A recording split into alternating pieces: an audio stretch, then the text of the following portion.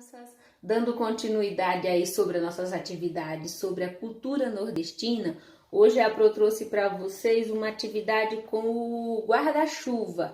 O guarda-chuva é como eles chamam lá de sombrinha do frevo, é um guarda-chuva colorido, tá bom? O frevo é uma das mais fortes expressões do carnaval pernambucano, principalmente em Recife e Olinda, onde as ruas são tomadas por pessoas dançando, pulando com essas sombrinhas coloridas, tá bom?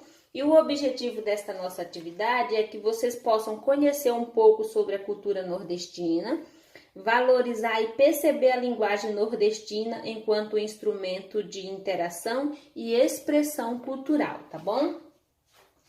Aqui a Pro já tem a sombrinha dela, tá vendo? A sombrinha aqui do frevo.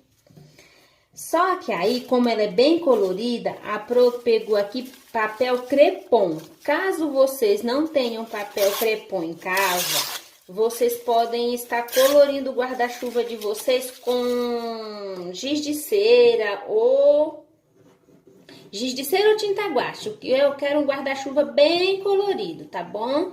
Aqui a Pro vai colar o papel crepom amarelo, bem bonito. Deixar essa sombrinha aqui, esse guarda-chuva deles bem bonito.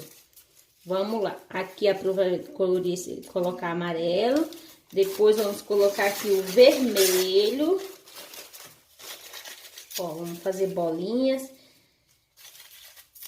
O vermelho. E depois a Pro vai colocar o azul.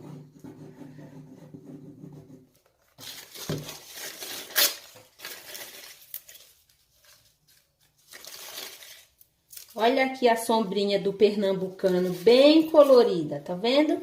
A sombrinha do frevo, é o carnaval muito famoso lá em Recife, tá bom? Boa confecção aí pra vocês.